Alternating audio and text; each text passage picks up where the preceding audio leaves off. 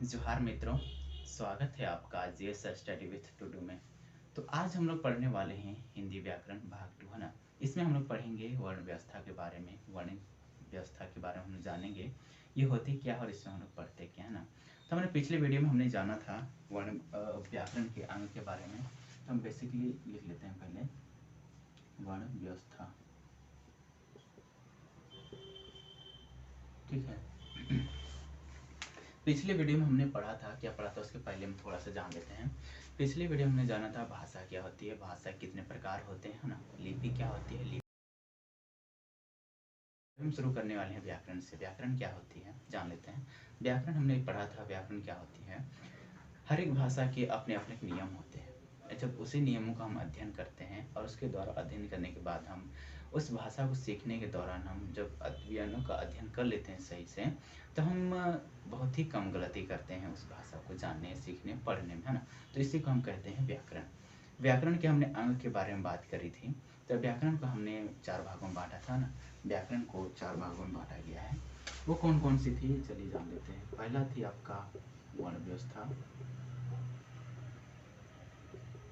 पहला थी वर्ण व्यवस्था। दूसरा थी शब्द व्यवस्था, जिसके बारे में हमने पहले ही चर्चा कर चुके हैं। शब्द व्यवस्था जिसको हम शब्द विचार भी कर सकते हैं, ठीक ना। तीसरा थी हमारा पद व्यवस्था, तीसरा थी पद व्यवस्था और चौथा थी हमारा वाक्य व्यवस्था।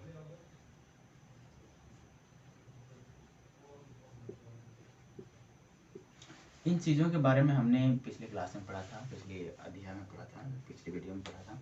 पढ़े क्या थे कि हमने जो पढ़ा था व्याकरण के जो अंग हैं, ठीक है, ये सभी हैं अंग, व्याकरण के अंग हैं। तो इन सभी अंगों के बारे में, इन्हीं अंगों के बारे में हम पूरे कंप्लीट व्याकरण में पढ़ते हैं, है ना। पूरा व्याकरण में हम इन्हीं को पढ़ते हैं और इन्हीं के जितने नियम्स होते हैं इसके बारे में हम इसी के बारे में, इन्हीं 4 अंग के बारे में पढ़ते हैं। व्याकरण को हमने 4 भागों में बांटा है। तो आज हम लोग पढ़ने वाले 4 भागों से पहला ये है वर्ण व्यवस्था। तो आज हम इसी के बारे में हम पढ़ने वाले हैं कि वर्ण व्यवस्था होता क्या है।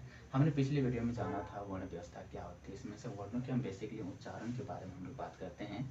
वर्णों का उच्चारण, उसके लेखन कैसे होती है उसके बारे में हम लोग पढ़ते हैं वर्ण व्यवस्था के अंतर्गत, है ना।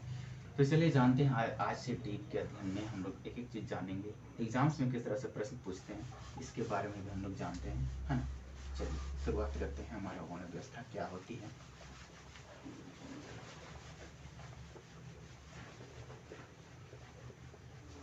सबसे पहले यहाँ एक चीज़ देख लेते हैं, व्यवस्था।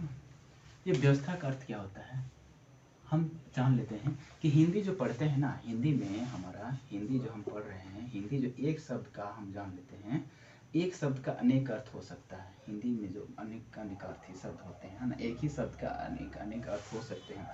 कैसे जानते हैं, जैसे आकाश, है ना। आकाश की बात करें हम, आकाश का हम नभ भी बोलते हैं, ठीक है। सो गगन भी बोलते हैं, है ना, अंबर भी बोलते हैं। मतलब इसके पर्यायवाची शब्द हैं। सीधा सीधे बोले तो हमारे जो घर में अलग अलग नेम होते हैं, हमारे विद्यालय में, घर में अलग नाम होते हैं, विद्यालय में अलग अलग नाम होते हैं, ठीक है।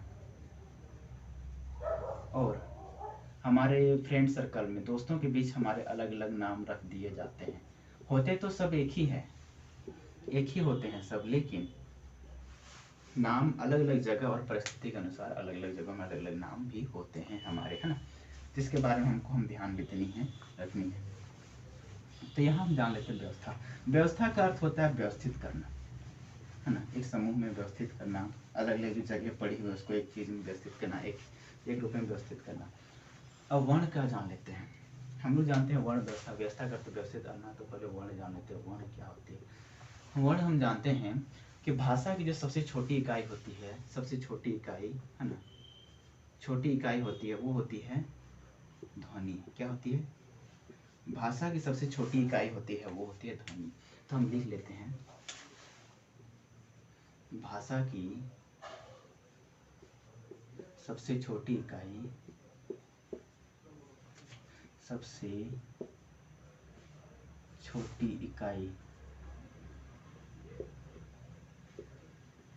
भाषा की सबसे छोटी इकाई ध्वनि है। ठीक है। भाषा की सबसे छोटी इकाई ध्वनि है और इसी ध्वनि को ही हम लोग वर्ण बोलते हैं। ध्वनि को ही वर्ण कहा जाता है। वर्ण कहा जाता है। वो कैसे चले जानते हैं ना, ध्वनि को वर्ण कहा जाता है।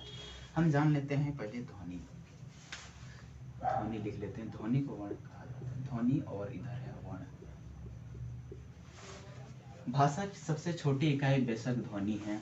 ध्वनि से ही भाषा की उत्पत्ति हुई, ध्वनि से ही भाषा का निर्माण होता है, ठीक ना। जब ध्वनि मिलती है तो मिलते अक्षर मिलते हैं, उससे शब्द मिलते हैं, शब्द से वाक्य मिलते हैं।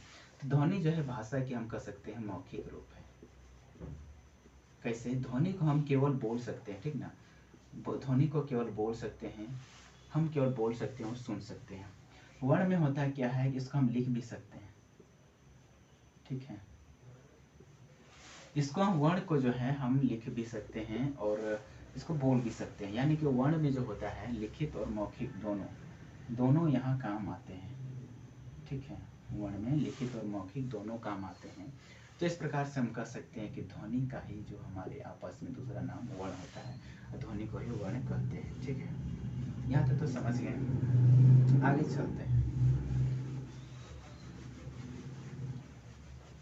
दूसरी चीज है वर्ण की हम यहाँ कहते हैं, हमने बताया था कि वर्ण के अलग अलग नेम भी हो सकते हैं। वर्ण का जो है अलग नाम भी हो सकता है। जैसे वर्ण का कई जगह में अलग अलग परिस्थिति के अनुसार, शब्द के अनुसार, अलग अलग वाक्य के अनुसार अलग अलग जगह में होता है। जैसे कुछ बता देते हैं। एक वर्ण होता है, वर्ण का प्रयोग रंग के रूप में होता है, ठीक है।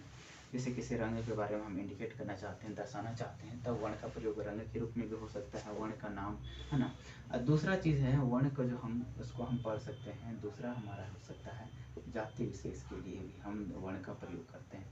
इसके अलावा वर्ण का बहुत सारे प्रयोग हैं, लेकिन इसमें मैं जब दो चीज़ के बात में बता दी, ताकि इस प्रकार से हम कहेंगे क्या कि वर्ण जो है वो अनेकार्थी शब्द है। मतलब इसके अनेक अर्थ होते हैं, ठीक है। एक शब्द के अनेक अर्थ होते हैं। तो हम वैसे वर्ण का जो पढ़ रहे हैं वो हिंदी में हम वर्ण का जो हम पढ़ रहे हैं वो देवनागरी लिपि का, देवनागरी में हम पढ़ रहे हैं, ठीक है ना। देवनागरी लिपि का हम पढ़ते हैं वर्ण का। तो इसमें हम लोग पढ़ रहे हैं वर्ण का। तो इसमें हमारा वर्ण जो होगा वो हिंदी व्याकरण में हम पढ़ेंगे। इसमें जाति रंग विशेष के बारे में हमें कोई ध्यान नहीं देनी है, हम पढ़ने हैं वर्ण। हमने जाने वर्ण क्या होती है। अब चलते हैं वर्णमाला की ओर, है ना। वर्णमाला क्या होता है जान लेते हैं।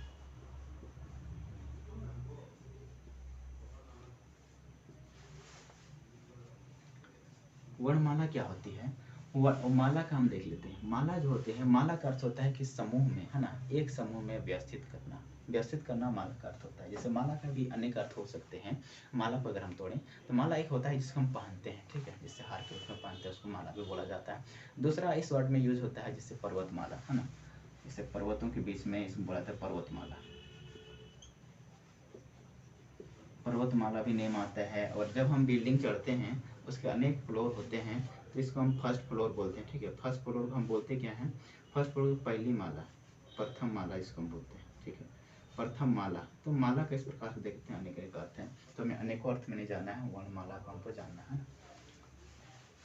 यहाँ कहने का तात्पर्य यही है कि हिंदी में जो शब्द है ना उसके अलग अलग अर्थ भी हो सकते हैं। तो अलग अलग जगह अलग अलग प्रयोग होता है। तो हम वर्ण की माला जानते हैं। वर्णमाला क्या होता है। वर्णमाला का अर्थ है, इसे माला का अर्थ होता है व्यवस्थित करना, यानी कि वर्ण का अर्थ होता है वर्णों को व्यवस्थित करना। इसका हम लिख लेते हैं वर्णों के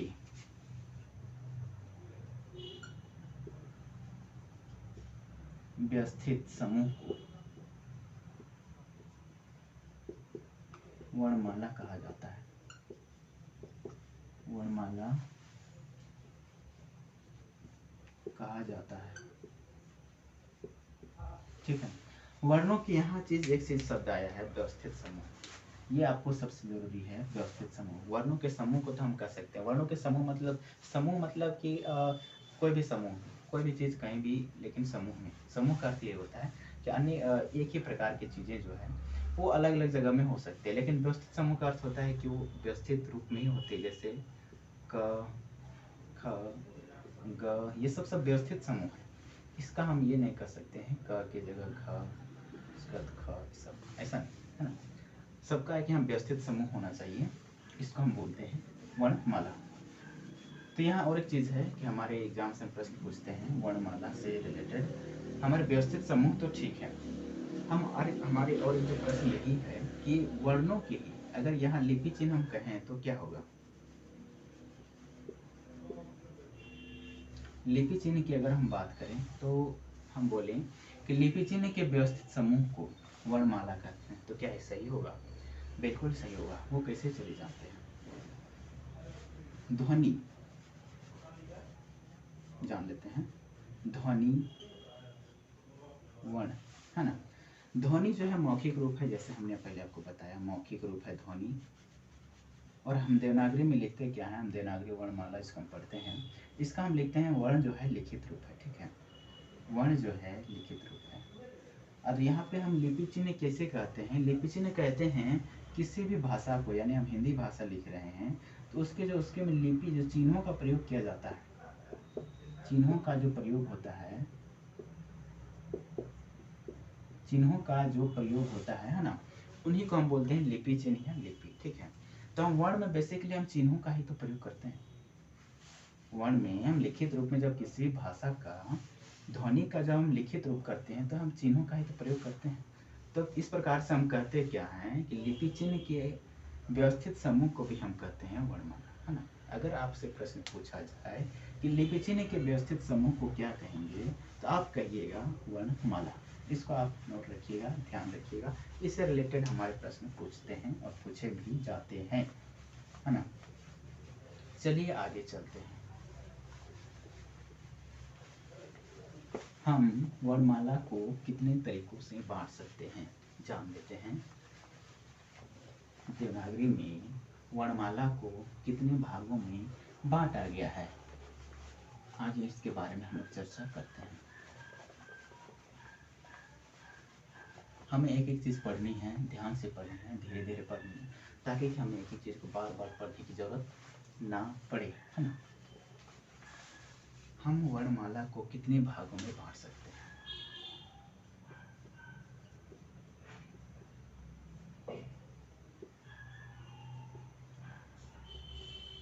ठीक है, जैसे आप कह सकते हैं वर्णमाला कहेंगे, वर्ण कहेंगे, जो भी कह सकते हैं, कितने भागों में आप कह सकते हैं ना।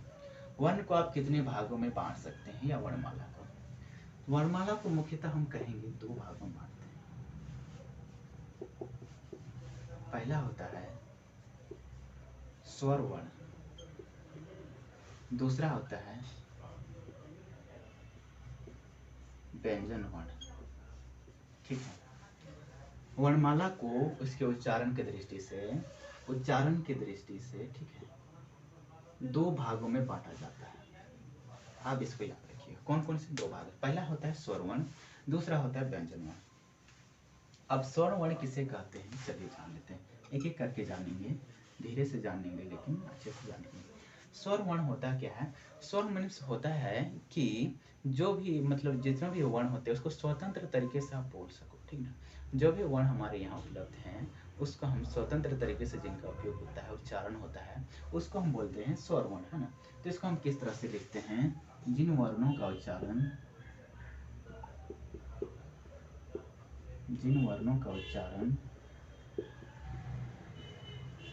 बिना किसी अवरोध के, बिना किसी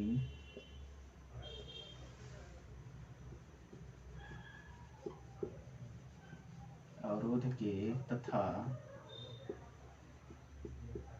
दूसरे वर्ण की सहायता से हो, बिना लिख लेते हैं, बिना ही तथा बिना किसी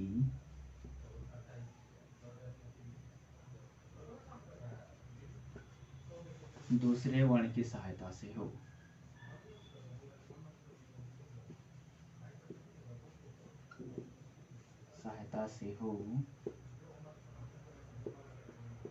उसे क्या कहते हैं, उसे स्वर वर्ण कहते हैं।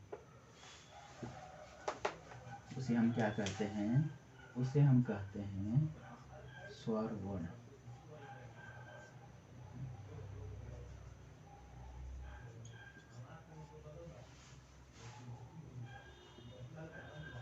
ठीक है, उसे हम क्या कहते हैं, स्वर वर्ण कहते हैं। यहाँ पे एक चीज है, हमने देखा जिन वर्णों का उच्चारण बिना किसी अवरोध के, ठीक है, बिना किसी अवरोध के एक उच्चारण में हो जाए, ठीक है, और बिना दूसरे वर्ण की सहायता से, दूसरे वर्ण की सहायता यहाँ नहीं होनी चाहिए, केवल सिंगल ये जो है वही जो फंडामेंटल तरीके से इसको आप कह सकते हैं, स्वतंत्र रूप से जिनका उच्चारण हो उसको हम कहते हैं स्वर वर्ण। तो हिंदी में स्वर कितने हैं जान लेते हैं। जैसे हम पहले देखते हैं अ का उच्चारण अ, ए तुरंत होता है ना, और क की बात करें तो क जो है मिलके बना है क प्लस अ, ये दोनों जो है अलग अलग चीज़ें, ये है अगर ये ना हो तो इनका उच्चारण मुश्किल है, ठीक है, इसके बिना इसका उच्चारण मुश्किल है, ठीक है, लेकिन इनका फंडामेंटल है, इसको हम आसानी से उच्चारित कर सकते हैं। तो हिंदी में स्वर वर्ण कितने हैं? हिंदी में अगर हम बात करें मुख्यतः मूल रूप से कहें, देवनागरी में मूल रूप से 11 स्वर है, मूल रूप से 11 है, लेकिन परंपरागत रूप से अगर हम देखें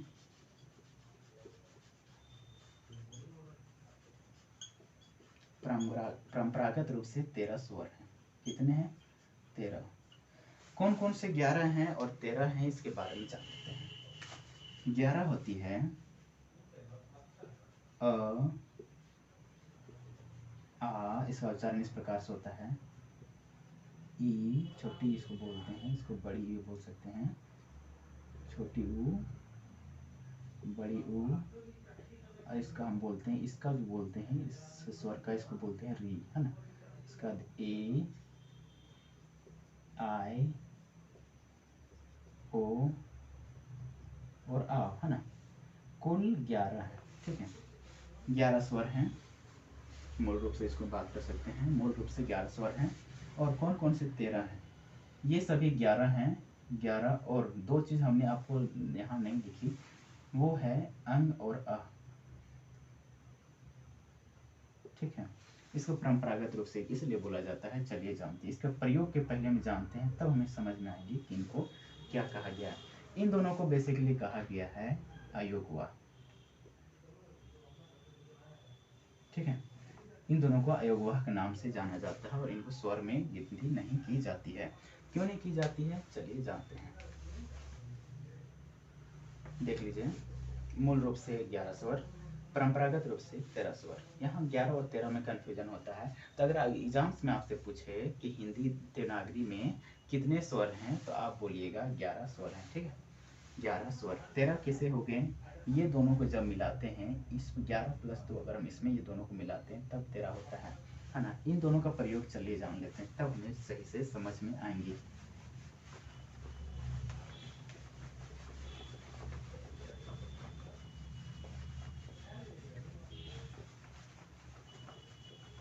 अंग और अ का प्रयोग, है ना।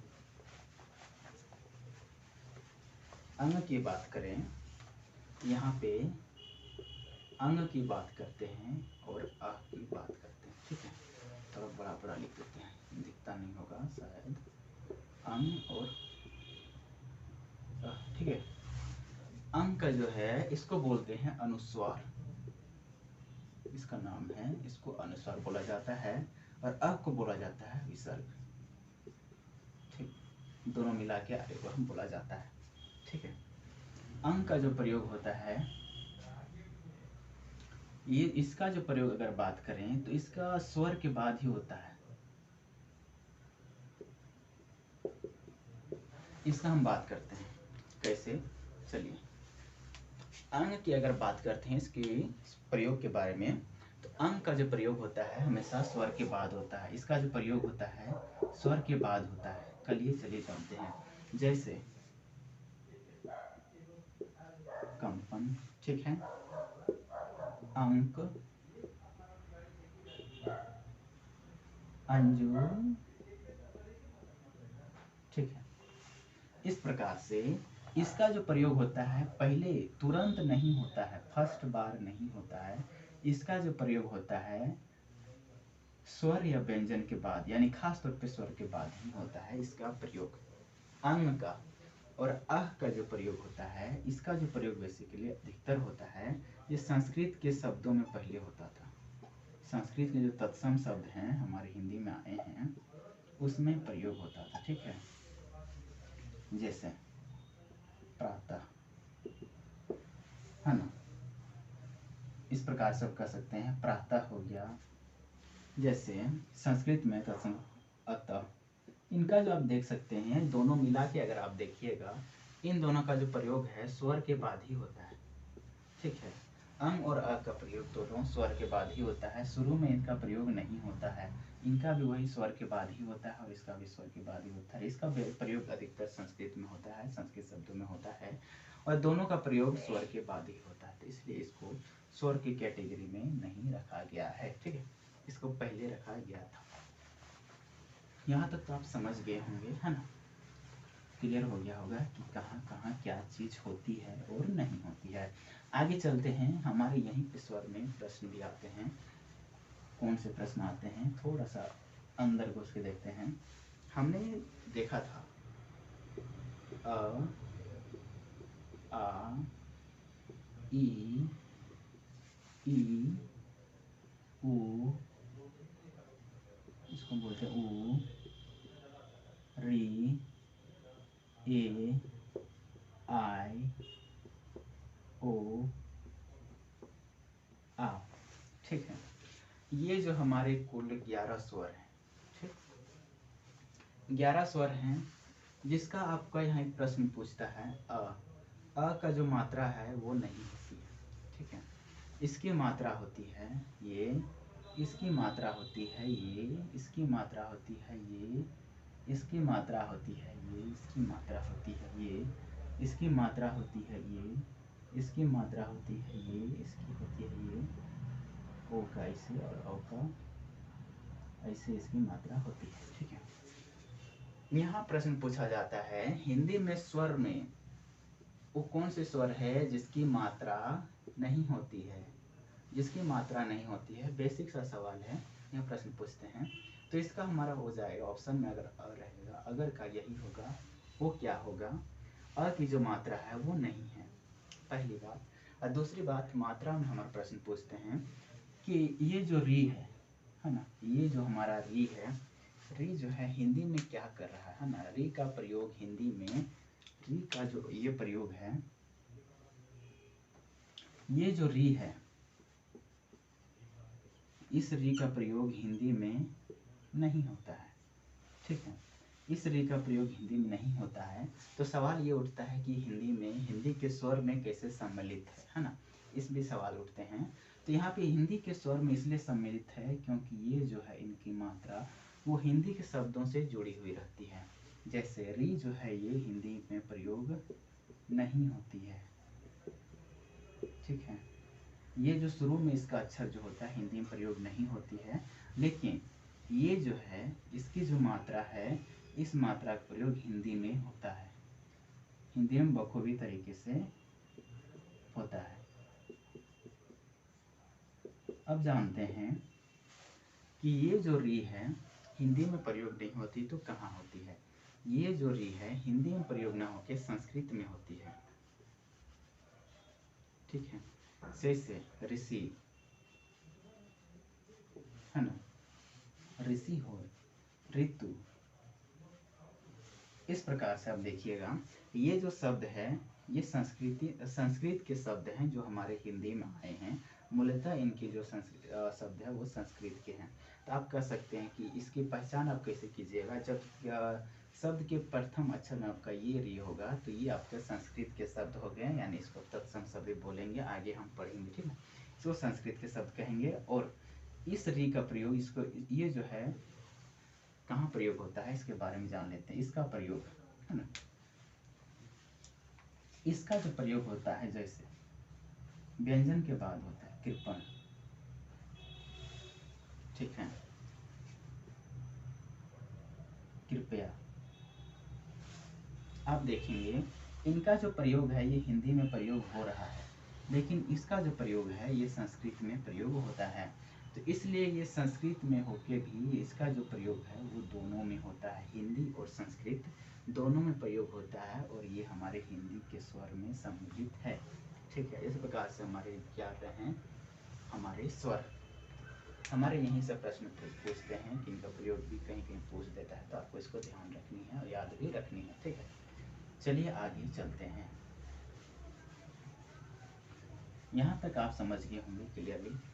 हम कहते हैं अगर कुछ डाउट्स होंगे तो आप कमेंट सेक्शन में लिख सकते हैं, हम प्रयास करेंगे आपके डाउट्स को दूर करने की।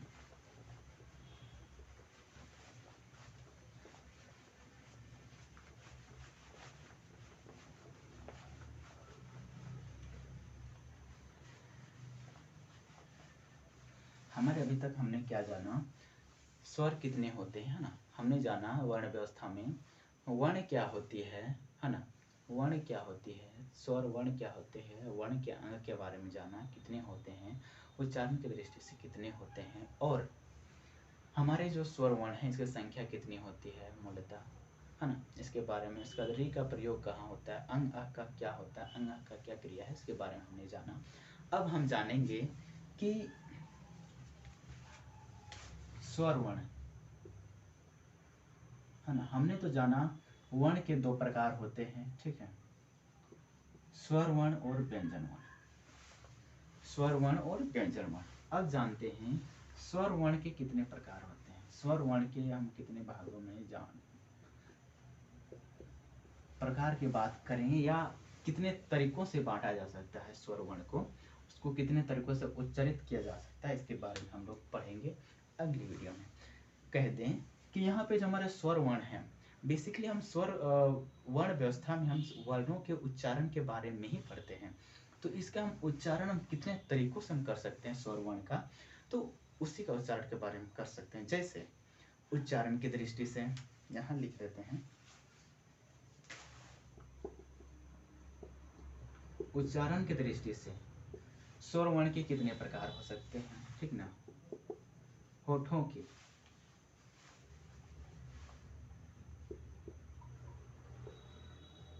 होठों की स्थिति के अनुसार से, होठों की स्थिति यानी कि उसके अनुसार से मुख से जो हवा निकल रही है ना, मुख के हवा, इसके अनुसार से हम मुख से कितने तरह से जीभ के दृष्टि से जीभ की स्थिति, है ना,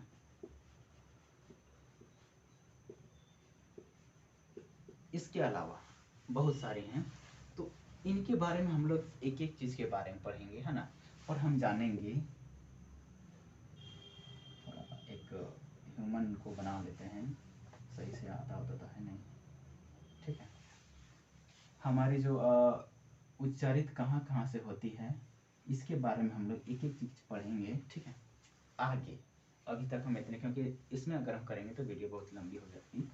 हम लोग आगे जानेंगे अगली कक्षा में कि कौन कौन सी कहाँ से प्रयोग होती है, किस तरह से होती है। इतने के अलावा और सभी हैं, इसके अलावा हम लोग जानेंगे, है ना, एक एक चीज़ के बारे में जानेंगे अगली कक्षा में, क्या क्या चीज़ होती है, कहाँ कहाँ से उच्चारण होती है। और उच्चारण से हमारे एग्जाम्स में बहुत तरह से प्रश्न पूछते हैं, जैसे अ का उच्चारण स्थान कहाँ है, ओ का उच्चारण स्थान कहाँ है, और फिर अ और ओ को क्या बोलते हैं, ई और ओ को क्या बोलते हैं, है ना, अलग अलग तरीके से हमारे प्रश्न पूछते हैं। तो इसके बारे में हम लोग एक एक चीज़ जानेंगे अगली क्लास में, है ना। आज हम लोग यहीं पे समाप्त करते हैं। अगली वीडियो में हम लोग जानेंगे क्या क्या चीज़ है और नहीं है, इसके बारे में एक चीज़। अभी तक हमने इतने सारे डिस्कस कर, तो हम लोग मिलते हैं अगली क्लास में। तब तक के लिए गुड बाय, ख्याल रखिए अपनों का, अपने का, है ना।